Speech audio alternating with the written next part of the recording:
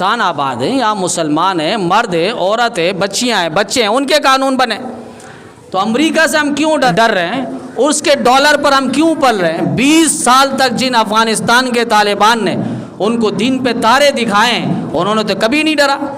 انہوں نے کہا کہ بدر، احد، حنین، تبوک، یرموک کے غزوات کے ان کافروں کو جس طرح صحابہ نے چھکے چھڑائے تھے، ان کے نام لیوا اور ان کے فرزند انجمن اور ان کی ذریت اور نسلوں میں آباد ہونے والے طالبان آپ بھی موجود ہیں۔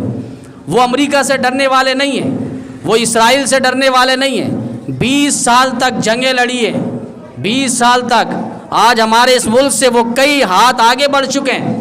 چائنا اپنا پروجیکٹ وہاں پر کیوں تیار کر رہا ہے؟ اسے پتہ ہے یہاں پر ہم سکون سے کام کر سکتے ہیں۔ یہاں پر اگر وہ چائنا ہاتھ ڈالتا ہے تو کہا جاتا ہے کہ اس کو پیچھے کر دو۔ امریکہ کا اعلان آ چکا ہے اور پیغام اور میسج آ چکا ہے۔ انہوں نے کبھی بھی نہ امریکہ سے ڈرا، نہ امریکہ سے پہلے جو باپ تھا روس، جو 45 ملکوں کے ساتھ آیا تھا اور افغانستان کے اینٹ سے اینٹ بجانے کے لیے آیا تھا، مسلمانوں ان سے بھی نہیں خوف کھائے تھے۔ وہ جانتے تھے یا ایھا الذین آمنوا ولیجدوا فیکم غلظہ، ایمان والو ایسے ہو جاؤ کہ تمہارا رعب اور دبدبہ کافروں کے دل و دماغ پہ چھایا رہے۔ آج ہم ڈر رہے ہوتے کافروں سے، اسلحہ لینے پر ہم ڈر رہے ہوتے، کافر دندناتے پھر رہا ہوتا ہے، وہ اسلحہ لے کر ہر کچھ کر رہا ہوتا ہے۔ ہماری پرانی مسجدیں جو فلسطین کی سرزمین پر اور غزہ پہ آباد تھی، ان مسجدوں کو شہید کر دیے گئے، ان نشانیوں کو انہوں نے مٹا دیا گیا۔ ہم امریکہ سے کیوں ڈر رہے ہیں؟ ہمارے حکمرانوں کو ہوش کے ناخن لینا چاہیے۔ اللہ تعالیٰ نے انسان کو خیر اور شر کا مجموعہ بنایا ہے۔ فطرتی طور پر انسان کے اندر شر بھی ہے اور خیر بھی ہے۔ وَنَفْسٍ وَمَا سَوَّاهَا فَأَلْهَمَهَا فُجُورَهَا وَتَقْوَاهَا، کہ انسان کے اندر اللہ تعالیٰ نے دونوں چیزیں رکھی ہیں۔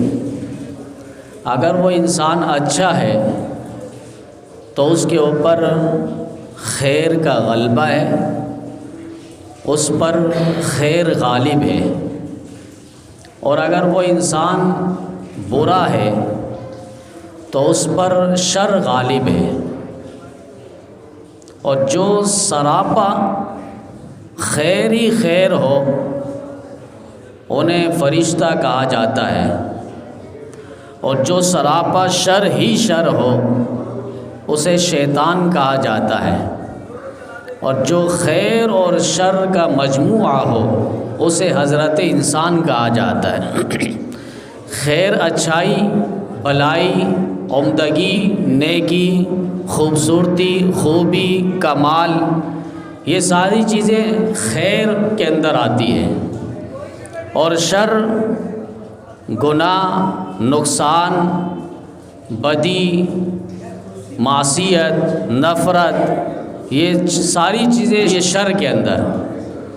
جو سراپا خیر ہی خیر ہے، جن کے اندر بلائی ہی بلائی ہے، انہیں فرشتہ کہا جاتا ہے، اور جس کے اندر شر ہی شر ہے، نقصان ہی نقصان ہے، انہیں شیطان کہا جاتا ہے، اور جن کے اندر خیر بھی ہو اور شر بھی ہو انہیں حضرت انسان کہا جاتا ہے۔ خیر اور شر، ان دونوں چیزوں کا مجموعہ اللہ تعالیٰ نے انسان کو بنایا ہے۔ اگر اچھائی غالب ہے تو وہ اچھا انسان ہے، اس پر خیر غالب ہے، اور اگر وہ شر اس پر غالب ہے تو وہ برا انسان ہے۔ وَنَفْسٍ وَمَا سَوَّاهَا فَأَلْهَمَهَا فُجُورَهَا وَتَقْوَاهَا، یہ دو چیزیں ہیں، اچھائی اور برائی، نیکی اور گناہ، یوں آپ سمجھ لیں۔ علامہ ابن سیرین رحمۃ اللہ علیہ کی ایک کتاب ہے، اس کا نام الایمان الاوسط، اور اس کے اندر حضرت نے ایک طویل عنوان بانا ہے، اور اس پر یہ بات لکھی ہے کہ چند ایسے اسباب ہیں چند ایسے ذرائع ہیں جن کی وجہ سے اللہ تعالیٰ گناہوں کو مٹا دیتے ہیں، گناہوں کو ختم کر دیتے ہیں۔ اور یہ بہت اہم عنوان ہے، کوشش کریں ہم ان عنوانوں کو یاد رکھنے کی کہ کون سے ایسے ذرائع، کون سے ایسے اسباب ہیں اور کون سی ایسی علت ہے، وجہ ہے، آلہ اور ذریعہ ہے کہ اللہ تعالیٰ گناہوں کو مٹا رہے ہیں۔ بڑی تفصیل سے حضرت نے لکھی ہے، اور ان میں پہلا سبب، پہلی وجہ اور پہلا آلہ اور ذریعہ جس کے ذریعے اللہ تعالیٰ گناہوں کو مٹاتے ہیں، فرمایا وہ توبہ ہے، کہ توبہ کے ذریعے اللہ تعالیٰ انسان کے گناہوں کو مٹا دیتے ہیں۔ قرآن کریم کے اندر اللہ نے فرمایا توبوا الی اللہ جمیعا ایھا المؤمنون لعلکم تفلحون۔ توبوا الی اللہ جمیعا، کہ تم توبہ کرو سارے کے سارے، ایھا المؤمنون لعلکم تفلحون، اے مومنو تاکہ تم فلاح پالو۔ اب فلاح کا معنی کیا؟ اس توبہ کی وجہ سے اللہ تعالیٰ فلاح نصیب فرما رہا ہے، اس توبہ کی وجہ سے اللہ تعالیٰ فلاح والا فائدہ دے رہا ہے۔ وہ فلاح والا فائدہ فرمایا ایسی کامیابی جس کے بعد کوئی ناکامی نہیں ہے، ایسی خوشی جس کے بعد کوئی غمی نہیں ہے، اور ایسا قرب جس کے بعد کوئی دوری نہیں ہے۔ یہ توبہ کی وجہ سے اور اس کے فائدے اور برکات اللہ تعالیٰ دے رہے ہیں۔ یا ایھا الذین آمنوا توبوا الی اللہ توبۃ نصوحا۔ تو توبہ یہ پہلا سبب ہے اور پہلا ذریعہ ہے اور آلہ ہے آئندہ کے گناہوں کے لیے انسان توبہ کرے۔ ایک استغفار، وہ گزرے ہوئے گناہوں پر شرمندہ اور نادم اور پیشمان ہونا، اور توبہ کہتے ہیں آئندہ کے گناہ۔ اور فرمایا ہمارے اسلاف فرمایا کرتے ہیں کہ گناہ ہو یا نہ ہو آپ ہمہ وقت توبہ کو لازم پکڑیں۔ اب ایک شخص کہے گا کہ میں نے تو کوئی گناہ کیا ہی نہیں تو میں توبہ کیوں کروں؟ تو توبہ فرمائیں کہ ہر وقت، چونکہ شیطان جو ہے انسان کے اعمال کو ہلکا کر کے پیش کرتا ہے، اور بعض اوقات وہ گناہوں کو مزین اور آراستہ اور پیراستہ کر کے پیش کرتا ہے۔ وَزَيَّنَ لَهُمُ الشَّيْطَانُ أَعْمَالَهُمْ، انسان سمجھ رہا ہوتا ہے میں بہت اچھا عمل کر رہا ہوں، وہ عمل میں وہ سمجھ رہا ہوتا ہے جبکہ وہ بدعات کر رہا ہوتا ہے، وہ رسومات کر رہا ہوتا ہے، وہ تیجا اور ساتواں 11ویں شریف کر رہا ہوتا ہے، اب وہ سمجھ رہا ہوتا ہے میں بڑا اچھا عمل کر رہا ہوں۔ تو یہ شیطان اس کو مزین کر کے آراستہ اور پیراستہ کر کے پیش کرتا ہے، اور وہ اپنے ذہن میں، اپنے خیال میں، اپنے گمان میں، وہ خیال میں سمجھ رہا ہوتا ہے کہ میں بڑی نیکی کا کام کر رہا ہوں۔ تو توبہ یہ اٹھتے بیٹھتے انسان اس کو لازم سمجھے اور لازم کر لے۔ یہاں تک فرمائیں کہ ہر شخص، ہر بندہ توبہ کرے، کافر ہے وہ کفر سے توبہ کرے، مومن ہے وہ گناہ کبیرہ سے توبہ کرے، اگر کوئی گناہ کبیرہ کے اندر نہیں ہے تو صغائر ہوں گے، تو صغائر سے چھوٹے گناہوں سے وہ اپنے آپ کو توبہ کرے اور توبہ کے ساتھ زندگی گزارے۔ تو یہ پہلا عمل اور پہلا سبب ہے جس کے ذریعے اللہ تعالیٰ گناہوں کو مٹا دیتے ہیں۔ دوسرا سبب فرمائے کہ وہ استغفار ہے، گزرے ہوئے گناہوں پر شرمندہ اور نادم اور پیشمان ہونا۔ توبہ والی زندگی بھی اگر آپ دیکھیں گے اللہ تعالیٰ نے اتنے انعامات دیے، اولئک یبدل اللہ سیئاتہم حسنات، کہ اللہ تعالیٰ اس کے ذریعے جو سچے دل سے توبہ کرتا ہے اللہ تعالیٰ اس کے سارے گناہوں کو معاف کر دیتا ہے۔ یہاں تک کہ فرمائیں کہ صرف گناہ کو معاف نہیں کرتا، گناہوں کو نیکیوں میں بدل دیتا ہے۔ بڑے واقعات ہیں اس پر، مشہور قصہ حضرت فضیل بن عیاض رحمۃ اللہ علیہ جو بڑے ولیوں کا سردار گزرے ہیں، لیکن ابتدائی زمانہ ان کا جو تھا جوانی کا عالم تھا، یہ بڑے ڈاکو کے سردار شمار ہوتے تھے، قافلے کو لوٹنا، ڈکیتی کرنا ان کا بڑا مشغلہ تھا، اور ان کا بڑا نام اس وجہ سے مشہور ہو گیا تھا کہ فلاں جگہ سے ہم نہیں جائیں گے، وہاں فضیل ہوتا ہے اور اس کے ہم نوا ہوتے ہیں اور وہ قافلے والے کو لوٹ لیتا ہے۔ ایک دن اور عجیب بات ہے کہ اپنے لوگوں کو لگا کر خود ذکر میں لگ جاتا تھا اور تسبیح پڑھنے لگ جاتا تھا۔ فضیل بن عیاض رحمۃ اللہ علیہ ابتدائی زمانہ ہے، قافلے والے کو جب ان کے سرغنوں نے لوٹا، پیچھے ایک قافلہ آ رہا تھا، ان کو دیکھا اکیلا بیٹھ کر یہ مصلی پہ تسبیح پڑھ رہے ہیں، ذکر کر رہے ہیں، ان کو وہ امانت رکھوا کر سونا وغیرہ آگے چل پڑے۔ آگے ان کے لوگوں نے قافلے والے کو لوٹ لیا۔ جب ان سب کو سردار کے پاس، فضیل کے پاس پیش کیا گیا، اب وہ جو امانت رکھوانے والے، سونا اور جواہرات اور زیورات رکھوانے والے جو تھے، انہوں نے دیکھا یہ فضیل ان کا لیڈر ہے، ڈاکوؤں کا سردار ہے، اور ہم نے تو زیورات اس کے پاس رکھوائے ہیں، قیمتی اثاثہ اور سامان تو اس کے پاس رکھوائے۔ اور اس کے بعد فضیل نے جو امانت جس نے رکھوائی تھی وہ ساری امانتیں اس کے سپرد کر دی کہ آپ نے مجھے جو امانت رکھوائی تھی وہ آپ کی چیز ہے۔ باقی قافلے والوں کو جو لوٹا ان کے سرداروں، ان کے لوگوں نے، تو اس کو واپس نہیں کیا۔ اسی طرح ان کا یہ مشغلہ چلتا رہا۔ ایک دن ایک قافلے والے سے اس نے آواز سنی، قرآن پاک کی آیت کی تلاوت ہو رہی تھی، الم یأن للذین آمنوا ان تخشع قلوبهم لذکر اللہ، کیا ایمان والوں پر وہ وقت نہیں آیا کہ اللہ کا نام سن کر ان کے دل لرز جاتے ہوں؟ بس یہ آیت سننی تھی، ان کا دل لرز گیا اور وہ سمجھنے لگے کہ یہ آیت مجھ پر ہی فٹ آ رہی ہے۔ ظاہر بات ہے میں مسلمان ہوں، لیکن میں ڈکیتی کر رہا ہوں، میں قافلے والے کو لوٹتا ہوں، پریشان کرتا ہوں، تو یہ آیت مجھے جھنجھوڑ رہی ہے۔ الم یأن للذین آمنوا ان تخشع قلوبهم لذکر اللہ، کہ اللہ کا نام سن کر، اللہ کا ذکر سن کر ان کو ہیبت نہیں آتی، ان کو خوف اور ڈر نہیں ہوتا۔ کیسے اہل ایمان ہے یہ لوگ؟ بس وہ چوٹ لگی۔ اس کے بعد فضیل بن عیاض رحمۃ اللہ علیہ ساری چیزوں سے توبہ کی، یہاں تک کہ جن جن کو معلوم تھا کہ میں نے ان سے لوٹا ہے، ان کو باقاعدہ ان سے معافیاں مانگی اور ان کے حق ادا کیے۔ ایک یہودی تھا، اس کے پاس جب گئے تو یہودی سے کہا کہ میں نے آپ کا اتنا مال لوٹا ہے، اب میں توبہ کرتا ہوں، آئندہ میں ایسا عمل نہیں کروں گا، اور جتنا بھی آپ سے میں نے لوٹا ہے آپ مجھے بتا دیں۔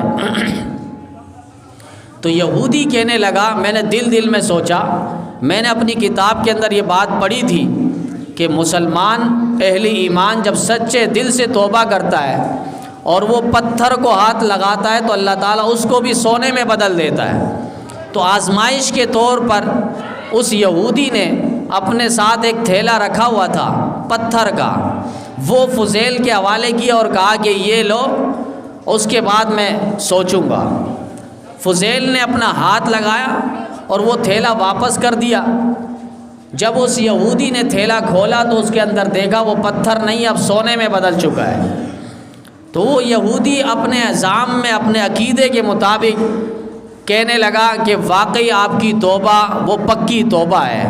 ہماری کتابوں میں لکھا ہے توریت کے اندر، اگر سچے دل سے انسان توبہ کر لے اور وہ پتھر کو بھی ہاتھ لگائے تو اللہ تعالیٰ اسے بھی سونا کر دیتے ہیں۔ یہ جب فضیل بن عیاض رحمۃ اللہ علیہ پھر اس کے بعد وہ ذکر اور خانقاہ کے حلقے میں بیٹھے، تصوف کے وہ امام بڑے، اور ان کے بڑے بڑے شیوخ جو ہیں ان کے شاگردوں میں شامل ہوئے ہیں۔ تو یہ توبہ کی برکت ہے، توبہ والی زندگی انہوں نے اپنائی ہے۔ آج تو زبان سے توبہ ہو رہا ہے اور ہاتھ پہ تسبیح ہے، لیکن دل کے اندر وہ گناہ کی لذت موجود ہے۔ اب ایک جگہ ہم گئے اور وہاں عصر کی نماز کے بعد باہر نکلیں گشت کے لیے، وہاں دیکھا 2-2 میٹر کے حساب سے وہ تسبیحات ہاتھ پہ لیے ہوئے، ٹوپی ہے، رومال ہاتھ پہ ہے، لیکن تسبیح گما رہے ہیں، ایک بندہ بھی نماز میں نہیں آیا۔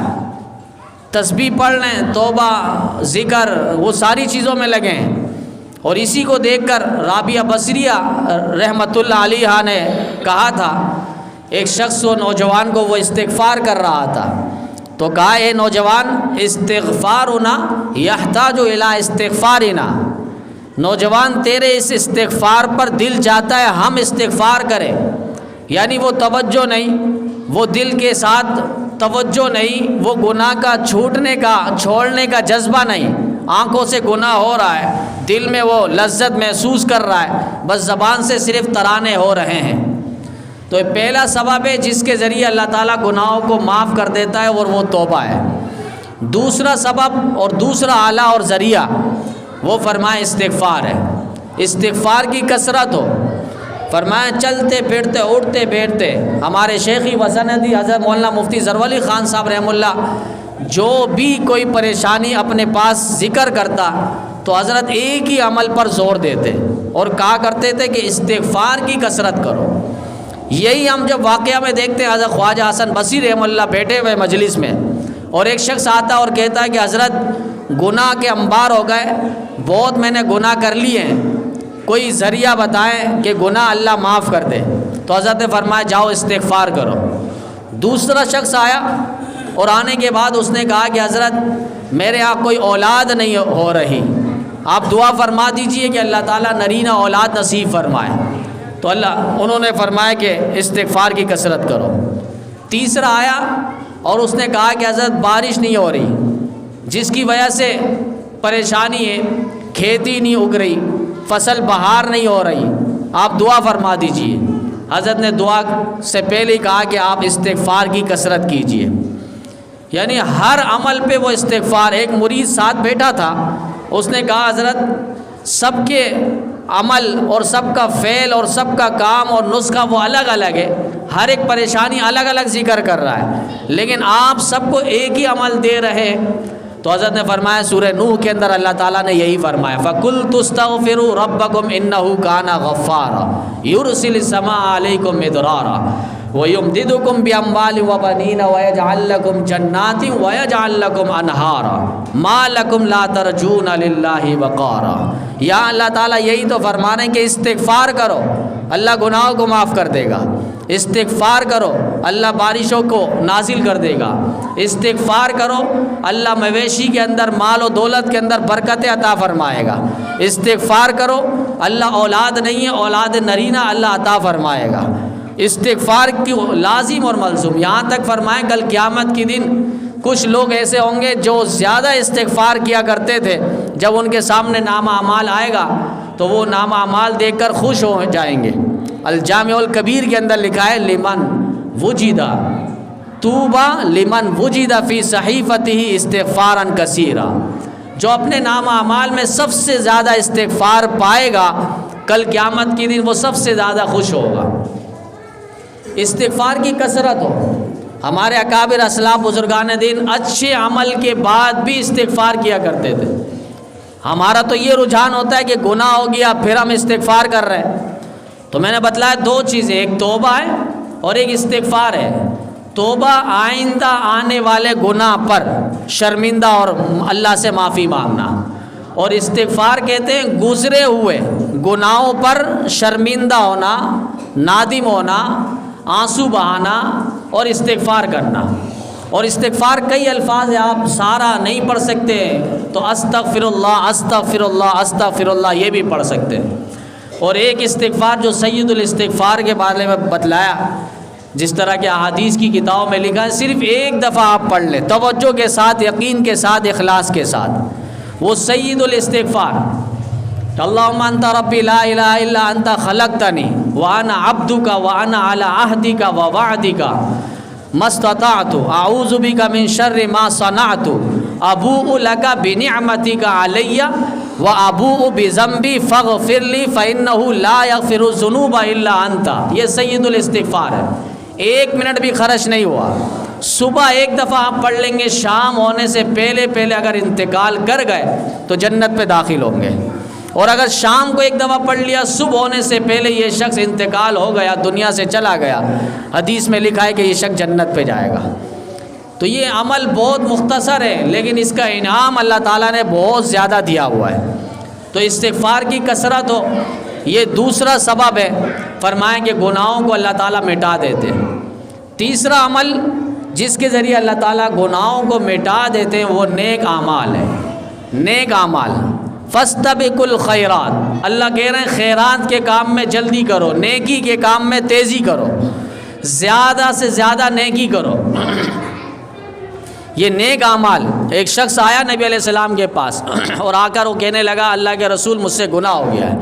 تو نبی علیہ السلام نے فرمایا کہ خاموش رہے. پھر کہا مجھ سے گناہ ہو گیا. کسی اجنبیہ کا بوسہ لیا تھا. ظہر کی نماز کا وقت ہوا, اس نے نبی علیہ السلام کے ساتھ نماز پڑھی. نماز کے بعد پھر اس نے کہا بے چینی تھی, آج تو ہم گناہ کرتے ہمیں پتہ ہی نہیں چلتا, ہمیں احساس ہی نہیں ہوتا. اپنے گناہوں پر نہ توبہ ہے, نہ استغفار ہے, نہ رونا ہے, نہ اللہ سے باتیں کرنی ہے. وہ لوگ تھے جن کو اللہ تعالیٰ نے چنا تھا اسی مشن کے لیے, اسی کاز کے لیے, اسی پروگرام کے لیے. مشن مصطفیٰ کو چار دھانگ عالم میں پہنچانے کے لیے اللہ نے صحابہ کو چنا ہے. نبی علیہ السلام نے فرمایا جس طرح اللہ نے مجھے چنا ہے اس طرح میرے صحابہ کو بھی چنا گیا ہے. وہ لوگ ایسے تھے, بے چین تھے, گناہ ہو گیا ہے. ظہر کی نماز کے بعد نبی علیہ السلام نے فرمایا کہ اللہ تعالیٰ نے اس عمل کی وجہ سے آپ کے گناہوں کو معاف کر دیا. ان الحسنات یذہبن السیئات, نیکی کرو گے, نیکی کی وجہ سے اللہ تعالیٰ نے گناہوں کو دور کر دیا ہے, معاف کر دیا ہے. اور یہاں تک فرمایا الحسنات ماحیۃ, کہ نیکی جو ہے, نیکی وہ گناہوں کو مٹانے والی ہے. ہم زیادہ سے زیادہ نیکی کریں. اگر ایک شخص غیبت کے اندر مبتلا ہے, زبان سے دوسرے مسلمان کی برائی کی ہے, پس پشت اس کی غیبت کی ہے, لیکن اب وہ سچے دل سے توبہ کرتا ہے, تو فرمائے کہ وہ لوگوں کو زیادہ سے زیادہ دعوت دے, اللہ کے دین کی طرف بلائے, خیر کی طرف بلائے. اس زبان کو, جو زبان غیبت کے اندر مبتلا تھی, اب اس زبان کو دعوت کے اندر لگائے, اس زبان کو خیر کے اندر لگائے, تاکہ اس کا کفارہ ہو جائے, اس کا بدل ہو جائے. ایک شخص بد نظری کرتا تھا لیکن اب وہ توبہ کر رہا ہے, تو فرمایا اب وہ زیادہ سے زیادہ قرآن پاک کی تلاوت کرے. چونکہ تلاوت کرے گا, قرآن پاک کو دیکھے گا, اب وہ جو بد نظری پہلے اس نے کی تھی اس کا ایک کفارہ ہو جائے گا. اللہ کے گھر کو دیکھے, بیت اللہ شریف, روضہ رسول اللہ کو دیکھے, مسجد نبوی کو دیکھے, اور اولیاء اللہ کو دیکھے. اس کے دیکھنے سے یہ ہوگا کہ اس آنکھوں کا اس کا کفارہ ہو جائے گا جو اس نے بد نظری کی تھی. ایک شخص شراب کا عادی تھا, اللہ نے اس کے توبہ کی دولت دی, توبہ کر لی اس نے. اب وہ زیادہ سے زیادہ لوگوں کو پانی پلائے. گرمی کے جون جولائی کے مہینے ہیں, اب وہ سبیل لگا دے, جہاں پانی کی ضرورت ہے وہاں پانی کا بندوبست کر دے. اگر کنواں اور بورنگ نہیں کر سکتا تو کم از کم ایک کولر پانی کا لگا دے, اور اگر اس کا اپنی دکان ہے تو دکان کے باہر وہ پانی کا انتظام کر دے. اب وہ ایک لحاظ سے اس کا ایک بدل ہو جائے گا. توبہ کر لی, اللہ تعالیٰ سارے گناہوں کو معاف کر دے گا. تو یہ نیک اعمال انسان کے گناہوں کو مٹانے کا ایک ذریعہ ہے. اور 3 عمل ایسے ہیں جس کے بعد تو واضح حدیث کے اندر لکھا ہے کہ اللہ تعالیٰ اس کے سارے گناہ معاف کر دے گا. اب آپ دیکھیں, الحج یہدم من کان قبلہ, حج ایسی عبادت ہے اور ایسا عمل ہے جس کی وجہ سے اللہ سابقہ سارے گناہوں کو معاف کر دیتا ہے. حج.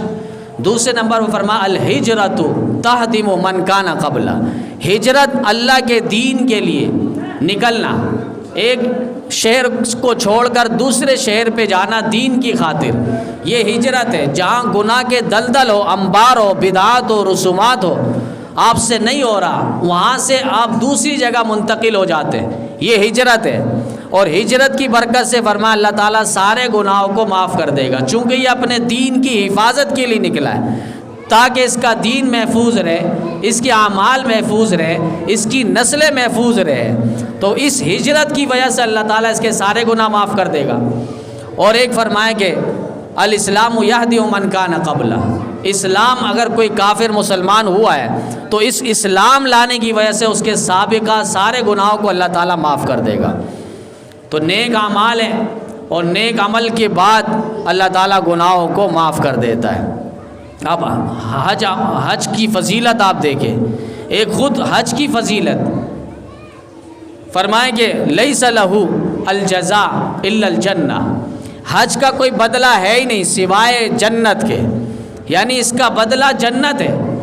اور پھر بعض جگہوں میں یہاں تک فرمائیں کہ رجع کا یومی ولدا من امی, حج سے لوٹنے والا ایسا ہے جیسے اس کی ماں نے آج ہی اسے جنا ہو, یعنی اس کے سارے گناہ اللہ تعالیٰ معاف کر دیتا ہے. لیکن وہاں پر بھی آپ دیکھیں استغفار کو لازم کیا ہے. ثم افیضوا من حیث افاض الناس واستغفروا اللہ. بعض اعمال عبادت ایسی ہیں جس کے بعد آپ دیکھیں گے استغفار کو اللہ تعالیٰ نے لازم قرار دیا ہے. وضو ہے نماز کی ایک لحاظ سے چابی ہے.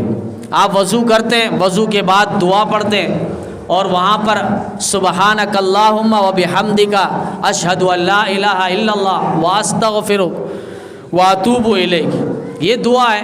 یا جو بھی دعا پڑھتے ہیں تو وہاں پر بھی آپ کو استغفار نظر آ رہا ہے. پھر نماز جیسی عبادت ہے, سلام پھیریں گے, حدیث کے اندر لکھا ہے کہ ایک دفعہ تکبیر ہو اللہ اکبر اور 3 دفعہ استغفر اللہ استغفر اللہ استغفر اللہ. تو اللہ تعالیٰ اس کی وجہ سے سارے نماز کے اندر جو کمی کوتاہیاں رہ گئی ہے سنن کے اندر اور مستحبات کے اندر, اللہ اس کی وجہ سے اس کو پورا کر دیں گے کمی کو. جیسے ہم کسی کو کہتے ہیں کوئی بات ہوتی ہے, پلیز پلیز آپ میری یہ ہیلپ کر لیں, میری یہ بات سن لیں, تو اللہ سے بھی ہم یہ کہہ رہے ہوتے ہیں کہ اللہ پلیز پلیز ہماری عبادت قبول کر لیں اللہ. تو یہ ایک لحاظ سے ادباً ہے. تو یہ استغفار آپ دیکھیں حج جیسی عبادت جہاں پر سارے گناہ معاف ہو رہے ہیں, یہاں تک فرمائیں کہ جنت اس کا بدلہ ہے, لیکن وہاں پر بھی فرمائیں کہ ثم افیضوا من حیث افاض الناس واستغفر اللہ. مقام عرفات اور مزدلفہ سے واپس آتے ہوئے اللہ تعالیٰ حکم فرما رہے ہیں کہ اب تم مینا کی وادی میں جا رہے ہو تو استغفار کی کثرت کرو. تو نیک اعمال ہے, اس کے ذریعے اللہ تعالیٰ گناہوں کو معاف کر دیتے ہیں. اس کے ساتھ ساتھ فرمائیں کہ مرنے والے کے لیے نیک اعمال کرنا. کوئی دنیا سے چلا گیا, آپ اس کے لیے صدقہ اور خیرات کرتے ہیں, اس کے لیے مسجد بناتے ہیں, اس کے لیے مکتب اور مدرسہ بناتے ہیں, دینی خیراتی اور فلاحی کام آپ کرتے ہیں جس سے اس میت کو ثواب پہنچتا ہے. تیجا سے کوئی ثواب نہیں پہنچے گا, 7واں سے کوئی ثواب نہیں پہنچے گا, اور 11ویں سے کوئی ثواب نہیں پہنچے گا, 40واں سے اس کو کوئی ثواب نہیں پہنچے گا, برسی سے اس کو کوئی ثواب نہیں پہنچے گا. آج تو بالکل تاریخ فکس ہوتی ہے. ایک شخص آیا اور اس نے کہا کہ جنوری کی فلاں تاریخ پہ میرے والد دنیا سے گئے ہیں. اب وہ تاریخ کا مجھے یاد نہیں رہا, ہفتہ گزر گیا, آیا میں اپنے والد کے لیے ایصال ثواب کر سکتا ہوں, ان کے لیے برسی اور قرآن خوانی کر سکتا ہوں؟ اب یہ پتہ نہیں انہوں نے کہاں سے نکالا کہ اسی تاریخ کو وہ عبادت ہوگی, اسی تاریخ کو والد کے لیے ایصال ثواب ہوگا, اسی تاریخ کو برسی منائی جائے گی, اسی تاریخ کو ان کے لیے فاتحہ خوانی کروائی جائے گی. ایسا احادیث کے اندر تو ہمیں نظر نہیں آتا. تو یہ ایک لحاظ سے من گھڑت اور ہندوانہ رسموں کو ہم نے لے لیا ہے.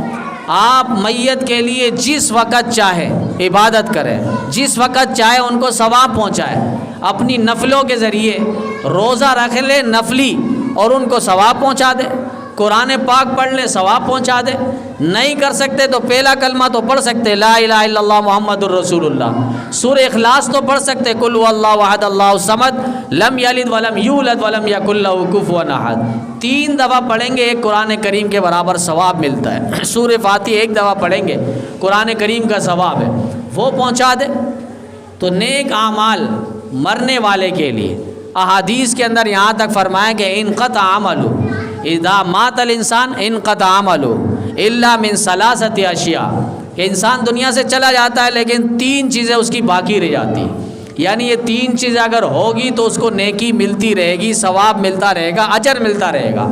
ان میں ایک فرمایا او صدقۃ جاریہ, صدقہ جاریہ, ایسا کوئی وہ صدقہ کر کے گیا ہے, ایسی نیکی کر کے گیا ہے, کسی کو اس نے قرآن کریم دلوا دیا, مسجد اس نے بنوا دی, مدرسہ اس نے بنوا دیا, مسافر خانے جہاں پر مسافروں کے لیے رہائش گاہ ہو, آج تو وہاں پر چرسیوں کے اڈے بنے ہوئے ہیں, تو وہ مسافر خانہ نہیں ہے. تو اس طرح دینی اور فلاحی کاموں میں اس نے حصہ ڈالا جو اس کے مرنے کے بعد بھی اس کو ثواب پہنچتا ہے. او علم ينتفع به, یا ایسا علم جس کے ذریعے لوگ فائدہ حاصل کر رہے ہیں. آپ نے کسی کو اتحیات سکھا دی, دعائے قنوت سکھا دی, نماز کا طریقہ سکھا دیا, وضو کا طریقہ سکھا دیا. اب یہ ایسا علم ہے کہ وہ عمل کر رہا ہے, ثواب آپ کو پہنچ رہا ہے. وہ اس کے بعد اس نے کسی کو سکھایا تو وہ بھی ثواب آپ کو پہنچ رہا ہے. او علم ينتفع به او ولد صالح, یا ایسا نیک بیٹا آپ نے چھوڑ گیا کہ وہ آپ کے جانے کے بعد نمازیں پڑھتا ہے، قرآن پاک کی تلاوت کرتا ہے، دینی کام کرتا ہے، نیک لوگوں کے ساتھ رہتا ہے، اب وہ ثواب آپ کو بھی پہنچ رہا ہے۔ حضرت شیخ زکریا رحمۃ اللہ علیہ کی کتاب ہے فضائل صدقات، اس کے اندر حضرت نے اسی طرح ایک واقعہ لکھا ہے اور کہا کہ ایک اللہ والے تھے اور وہ راستے سے گزر رہے تھے، قبرستان کا راستہ تھا، اور انہوں نے کچھ صورتیں وغیرہ پڑھ کر ایصال ثواب کر دیا۔ رات انہوں نے خواب دیکھا کہ مردے ایک طرف بھاگ رہے ہیں اور ایک شخص آیا بڑی گٹری لے کر، اور سارے وہاں پر بھاگ رہے ہیں اور کہہ رہے ہیں ہمارے لیے کھانا آیا ہے، غذا آیا ہے، ہمیں آج ٹھنڈک اور سکون ملے گا، لیکن ایک شخص سائڈ میں بیٹھا ہوا تھا، وہ نہیں جا رہا تھا۔ تو اس پڑھنے والے بزرگ نے اس سائڈ میں بیٹھنے والے جو سارے جا چکے ہیں لیکن یہ بیٹھا ہوا ہے، یہ نہیں جا رہا، تو اس سے پوچھا آپ نہیں جاتے؟ کہا کہ نہیں۔ کیوں؟ کہا مجھے ضرورت نہیں ہے، چونکہ میرا بیٹا جو ہے وہ حافظ قرآن ہے اور وہ روزانہ دکان کھولتا ہے، دکان پہ وہ پارے پڑھتا ہے، وہ مجھے جو مل جاتی نیکی اور اجر و ثواب وہ میرے لیے ان سے زیادہ بہتر ہے۔ کہا کہ وہ آپ کا بیٹا کون ہے؟ انہوں نے علاقے کی نشاندہی کی، دکان کی نشاندہی کی۔ اب انہوں نے صبح جب آنکھ کھلی اس دکان پہ گئے تو دیکھا ایک نوجوان لڑکا ہے اور وہ دکان کھولتا ہے، گاہک والے معاملات کر کے سودا سلف دینے کے بعد یہ اپنے قرآن پاک کی تلاوت شروع کر دیتا ہے۔ پھر کوئی آتا ہے تو قرآن کریم کو روک کے ان کے ساتھ متوجہ ہوتا ہے، اس طرح وہ پورے دن قرآن پاک کی تلاوت کرتا ہے۔ ایک دن پھر انہوں نے اسی رات وہاں سے قبرستان سے آتے ہوئے کچھ پڑھ کر ایصال ثواب کر دیا۔ آج جب دیکھا کہ سارے لوگ تو وہ گٹری جو لے کر آئے ہیں، سارے مردے وہاں پر جا رہے ہیں اپنی بخشش کے لیے، غذا کے لیے، کھانے کے لیے، وہ سامان لینے کے لیے، اور یہ شخص جو سائڈ میں بیٹھا ہوا تھا آج یہ بھی دوڑ پڑا۔ تو یہ خواب میں دیکھنے والے بزرگ نے اس سے پوچھا کہ آج آپ جا رہے ہو تو پیچھے آپ کے وہ اعمال، وہ ٹھنڈک، وہ ثواب، وہ نیکی، اجر آپ کے پاس نہیں پہنچ رہے؟ کہا کہ نہیں، چند دن پہلے میرا بیٹا ایکسیڈنٹ میں فوت ہو گیا ہے، لہٰذا آپ وہ نیکی اور ثواب پہنچانے والا میرے پاس کوئی نہیں ہے۔ تو یہ ثواب پہنچتا ہے، لیکن یہ نہیں کہ کسی نے وصیت کر دی اور کہا کہ میرے قبر کے اوپر جو ہے شیرنی بھی رکھ دینا، کوفتے بھی، قورمے بھی، تقریباً 35 قسم کے کھانے لکھ دیے، ڈش باقاعدہ کتابوں میں لکھا ہے کہ وہ اپنے بڑے حضرت تھے اور انہوں نے کہا کہ میرے مرنے کے بعد یہ ساری چیزیں رکھ دینی ہیں۔ اب آپ بتائیں قبر کے اوپر یہ کھانے والا کون ہوگا؟ یہ تو ساری چیزیں ضائع ہو جائے گی۔ آج ہم بھی جاتے ہیں، پڑھے لکھے شکل سے محسوس ہو رہے ہوتے ہیں، لیکن وہ کیا کر رہا ہوتا ہے؟ قبر میں پھول ڈال رہا ہوتا ہے، پانی چھڑک رہا ہوتا ہے۔ بھائی اس سے میت کو کیا فائدہ پہنچے گا؟ آپ عقل تو دوڑائیں، وہاں اس کو ثواب پہنچے گا۔ آپ قرآن پاک کی چند آیتیں پڑھ لو، صورتیں پڑھ لو۔ پیران پیر شیخ عبد القادر جیلانی رحمہ اللہ نے یہی تو فرمایا، اذا زرت القبر فلا تقبلوا ولا تدسوا ولا تمسوا، جب تم قبر کی زیارت کرو تو وہاں اس کو چھوؤ مت، اس کو بوسا مت دو، اس کو پکڑو مت۔ لوگ جاتے ہیں اس کے پایا پکڑتے اور کہتے ہیں کہ غازی صاحب میری معاف کر دے، مجھے مغفرت کر دے، میری پریشانیاں دور کر دے، میرے کاروبار میں فلاں مسئلہ آیا۔ ہم نے اپنی آنکھوں سے دیکھا ہے، کانوں سے سنا ہے، ایسے بالکل چہرے سے آپ دیکھیں گے، کپڑوں سے دیکھیں گے، وجاہت سے دیکھیں گے، بڑے خاندان کے معلوم ہوتے ہیں، لیکن کام ایسا کر رہا ہوتا ہے اس کو بالکل پتہ نہیں دین کیا ہے۔ بزرگوں سے مانگ رہے ہیں، آپ بزرگوں کو مانو، ماننا منع نہیں ہے، مانگنا منع ہے۔ مانگنے کا ایک ہی راستہ ہے اور در ہے اور گھر ہے، اور یہی ہے جسے مسجد کہا جاتا ہے، جسے بیت اللہ کہا جاتا ہے، جسے مسجد نبوی کہا جاتا ہے۔ ہم مسجدوں میں آئے اللہ کے در پر اور اللہ کے گھر پر، ولیوں سے مانگنا نہیں ہے، ولیوں کو ماننا ہے۔ ماننا اور چیزیں، مانگنا اور چیزیں۔ یہب لمن یشاء اناسا ویہب لمن یشاء الذکور، سورہ فاتحہ کے اندر آپ دیکھیں ایاک نعبد و ایاک نستعین، یہ نعرے لگانے والا بھی گرفتار ہے، پورے ملک کو ستیہ ناش کر دیا ہے۔ بڑے یہاں بھی آپ دیکھیں بڑے سمجھدار محسوس ہوتے ہیں، لکھائی سے، تحریر سے، کتابت سے، پڑھائی سے، زبان سے، لینگویج سے، گریجویٹ سے، لیکن کر کیا رہے ہیں؟ ایاک نعبد و ایاک نستعین۔ اس کے بعد ناچ گانے ہو رہے ہیں، اپنی مجلسوں کا نام رکھ دیے امر بالمعروف اور نہی عن المنکر، اپنے لیڈر کا نام رکھ دیا اس دور کا، اس صدی کا پیغمبر۔ یہ سارے بکواسات ہوئے ہیں، لیکن پتہ نہیں پڑھے لکھے لوگ کیسے لیڈر مان لیے۔ آج پورے ملک کے اندر ایک افراتفری، ایک فساد اور اناد کا ایک سما نظر آ رہا ہے۔ ہم نے کہا تھا یہ الیکشن ہے، یہ الیکشن ہے، نہ یہ سلیکشن بھی محسوس نہیں ہو رہا۔ پورا ہفتہ گزر گیا، بیرون ملک کے بڑے بڑے آقا فون لے کر بیٹھے ہوئے ہیں، کس کو وزیر اعظم کی خوشخبری ہم سنائیں، کون وزیر اعظم بن رہا ہے؟ یہ ہمارے آقا و مولا امریکہ کی کرم فرمائی ہے، اس نے سارے علماء کو اسمبلی سے باہر رکھا۔ بعض کہتے ہیں کہ لوگوں نے علماء کے ساتھ تعاون نہیں کیا۔ الحمدللہ جس محاذ پہ، جس جگہ پہ، جس حلقے سے علماء کھڑے ہوئے، عوام نے بھرپور ساتھ دیا ہے، اور ہر اعتبار سے انہوں نے ایمانی اور امانت کا ایک فریضہ ادا کیا ووٹ کی صورت میں۔ وہ الگ بات ہے بعد میں رات ہی رات اور اگلے دن اس کو، جس طرح پہلے دھاندلی ہوتی تھی پرچی کے ذریعے، پوری گٹری لا کر، بوری لا کر انہوں نے بھر دی اپنے نام کے اور اپنے ووٹ کے پرچیاں ڈال دی۔ لیکن اس دفعہ پرچیوں کی دھاندلی نہیں ہوئی ہے، قلم کی دھاندلی ہوئی ہے۔ جہاں 3 لکھا ہوا تھا اس 3 کو مٹا کر 8 کر دیا گیا، جہاں 1 لکھا ہوا تھا اس 1 کے اوپر گول دائرہ کر کے اس کو 9 بنا دیا گیا، یعنی قلم سے دھاندلی ہوئی ہے۔ اس ملک پر اللہ ہی جانتا ہے کس کی نظر بد لگی ہوئی ہے۔ کیوں امریکہ سے ہم پریشان ہیں، کیوں اسرائیل سے ہم پریشان ہیں؟ قائد جمعیت حضرت مولانا فضل الرحمان صاحب کو اسمبلی سے اسی لیے باہر رکھا ہے۔ وہ اس ملک کے اتنے بڑے خیر خواہ ہیں، کبھی بھی یاد رکھنا عالم دین نہ آپ سے غداری کر سکتا ہے، نہ ملک سے غداری کر سکتا ہے۔ اب آپ دیکھ لینا فلسطین کی حمایت کی پوری دنیا کے اندر، پوری کائنات کے اندر، عالم اسلام میں سب سے بڑے پروگرامات قائد جمعیت حضرت مولانا فضل الرحمان صاحب نے کیے۔ ان کو اس اسرائیل کی بربادی کے لیے جو انہوں نے قدم بڑھایا، فلسطین کی حمایت کے لیے جو انہوں نے اعلان کیے، اور باقاعدہ حماس کے امیر اور مجاہدین کو جو انہوں نے تعاون کیا، اور افغانستان سے پرامن تعلقات کو استوار کرنے کے لیے اس جرم کی پاداش پہ ان کو اسمبلی سے باہر رکھا گیا ہے۔ لیکن یاد رکھنا اسمبلی سے باہر اس شخص کو رکھا گیا، حکومت بن نہیں سکتی، اور کوئی بنا کر دکھائے، اس سے پہلے بھی بنے تھے، اس سے پہلے بھی لوگ آئے تھے، لیکن انہیں بھی چلنے نہیں دیا گیا۔ انہیں ہٹا کر آپ کو معلوم نہیں ہے کھدڑوں کو بٹھایا جائے گا کیا ہے کہ حکومت کا کام کیا ہوگا، یہ آپ سن لیجئے ذرا۔ میں اس کی سچی بات یہ ہے کہ اردو ترجمہ نہیں کر سکتا، میں اس کے انگریزی پڑھ لیتا ہوں، اور میں آپ سے درخواست کروں گا کہ آپ اس کے اردو ترجمہ جو ہیں وہ اس کا لکھ کے آپ اسکرین پہ عوام کو پھر دکھا دیں۔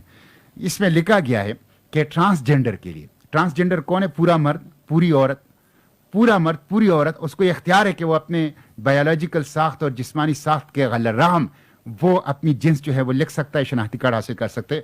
ان کے لیے جینڈر افرمنگ سروسز یعنی صنفی تصدیقی خدمات حکومت فراہم کرے گا۔ یہ صنفی تصدیقی خدمات کیا ہے؟ یہ میں انگریزی میں جو لکھا ہوا یہ پڑھ لیتا ہوں، اور آپ اس کا ترجمہ اسکرین پہ عوام کو دکھا دیں۔ میرے منہ میں اور میرے زبان پہ اس کا ترجمہ سچی بات یہ ہے کہ نہیں آ سکتا، یہ آپ سن لیجئے۔ Gender affirming services include hormone therapy, surgery, facial hair removal, intervention for the modification of speech and communication, behavioral adaptation such as genital locking or packing and chest binding as specified by the World Professional Association for Transgender Health. اب یہ ایسی خوفناک چیزیں ہیں کہ حکومت transgender کے لیے یہ صنفی تصدیقی خدمات فراہم کرے گا جس کو میں اردو میں سنا نہیں سکتا پاکستانی عوام کو۔ اور کھدڑے والے قانون پاس ہو رہے ہیں۔ اب آپ دیکھ لیں باقاعدہ ARY کی نیوز پہ یہ خبریں آئی ہے، 1.5 منٹ کی خبریں موجود ہے، کھدڑوں کی کہانیاں بن رہی ہیں، کھدڑوں پر باقاعدہ قانون پاس ہو رہا ہے۔ یہاں انسان آباد ہیں، یہاں مسلمان ہیں، مرد ہیں، عورت ہیں، بچیاں ہیں، بچے ہیں، ان کے قانون بنے۔ تو امریکہ سے ہم کیوں ڈر رہے ہیں، اور اس کے ڈالر پر ہم کیوں پل رہے ہیں؟ 20 سال تک جن افغانستان کے طالبان نے ان کو دن پہ تارے دکھائے ہیں، انہوں نے تو کبھی نہیں ڈرا۔ انہوں نے کہا کہ بدر، احد، حنین، تبوک، یرموک کے غزوات کے ان کافروں کو جس طرح صحابہ نے چھکے چھڑائے تھے، ان کے نام لیوا اور ان کے فرزند انجمن اور ان کی ذریت اور نسلوں میں آباد ہونے والے طالبان آپ بھی موجود ہیں۔ وہ امریکہ سے ڈرنے والے نہیں ہیں، وہ اسرائیل سے ڈرنے والے نہیں ہیں۔ 20 سال تک جنگیں لڑی ہے، 20 سال تک آج ہمارے اس ملک سے وہ کئی ہاتھ آگے بڑھ چکے ہیں. چائنا اپنا پروجیکٹ وہاں پر کیوں تیار کر رہا ہے؟ اسے پتہ ہے یہاں پر ہم سکون سے کام کر سکتے ہیں. یہاں پر اگر وہ چائنا ہاتھ ڈالتا ہے تو کہا جاتا ہے کہ اس کو پیچھے کر دو. امریکہ کا اعلان آ چکا ہے اور پیغام اور میسج آ چکا ہے. انہوں نے کبھی بھی نہ امریکہ سے ڈرا، نہ امریکہ سے پہلے جو باپ تھا روس، جو 45 ملکوں کے ساتھ آیا تھا اور افغانستان کے اینٹ سے اینٹ بجانے کے لیے آیا تھا. مسلمانوں ان سے بھی نہیں خوف کھائے تھے. وہ جانتے تھے یا ایھا الذین آمنوا ولیجدوا فیکم غلظہ، ایمان والو ایسے ہو جاؤ کہ تمہارا رعب اور دبدبہ کافروں کے دل و دماغ پہ چھایا رہے. آج ہم ڈر رہے ہوتے کافروں سے. اسلحہ لینے پر ہم ڈر رہے ہوتے، کافر دندناتے پھر رہا ہوتا ہے، وہ اسلحہ لے کر ہر کچھ کر رہا ہوتا ہے. ہماری پرانی مسجدیں جو فلسطین کی سرزمین پر اور غزہ پہ آباد تھی، ان مسجدوں کو شہید کر دیے گئے، ان نشانیوں کو انہوں نے مٹا دیا گیا. ہم امریکہ سے کیوں ڈر رہے ہیں؟ ہمارے حکمرانوں کو ہوش کے ناخن لینا چاہیے. اور جن کو یہاں تک امریکہ کہتا ہے کہ عوام نے اپنی پسند کے لوگ منتخب کیے ہیں، تو ہم ہی تو کریں گے، تم کون ہوتے ہو؟ ہم ہی تو اپنے پسند کے، ہمیں جو سمجھ میں آتا ہے ہم ان کو حکمران بنائیں گے، ان کو لیڈر دیں گے، ان کو سیٹ دیں گے. یہ امریکہ کون ہوتا ہے یہاں پر بات کرنے والا کہ ان کو عوام نے اپنی پسند کے ان لوگوں کو بٹھائے ہیں تو ہم ہی بٹھائیں گے، اور وہ کوئی نہیں ہوتا ہمارے ملک پر یہ کرے. اللہ کرے حکمران کی آنکھیں کھلے اور وہ ڈالروں کے پیچھے نہیں، قبروں کو سامنے رکھے، اپنے اعمال اور آخرت اور قبر کی زندگی سامنے رکھیں، اور اس ملک کی صحیح آبیاری کرے جس کے لیے ہم نے 10 لاکھ کی جانیں قربان کی ہے. اس کا سودا اتنا آسان نہیں تھا. ہم نے ہندوؤں کو، انگریزوں کو ناکو چنے چبوائے ہیں، ایسا نہیں تھا. 10 ہزار علماء کی لاشیں دلی کی چاندنی چوک میں جو لٹکائے گئے، ایسا نہیں تھا. ہم نے دریا راوی کو اپنے خون سے رنگین کیا تھا اور کئی مہینوں تک وہ دریا راوی سرخ اور لال تھا. ایسے نہیں کیا تھا کہ ہم آگے یہاں پر مٹھائی کھائیں. تو یہ قربانی کے بعد یہ ملک حاصل ہوا ہے. ہم نے انگریزوں کو تو بھگا دیا، لیکن انگریز کے قانون اور آئین اب بھی ہمارے گلے پر اور کندھوں پر مسلط ہے.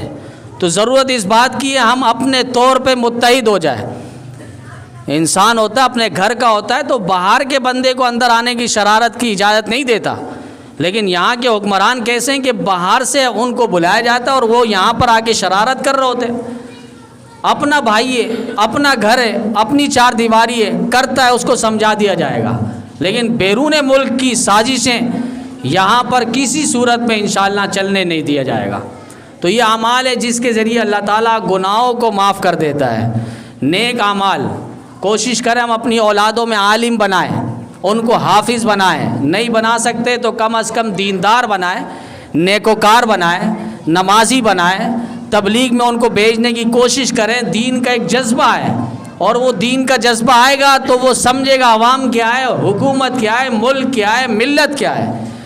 تو آج آپ دیکھیں جو جس علاقے کا، جس حلقے کا بنا ہوا ہے وہ وڈیرا بنا ہوا ہے، ایک جاگیردار بنا ہوا ہے.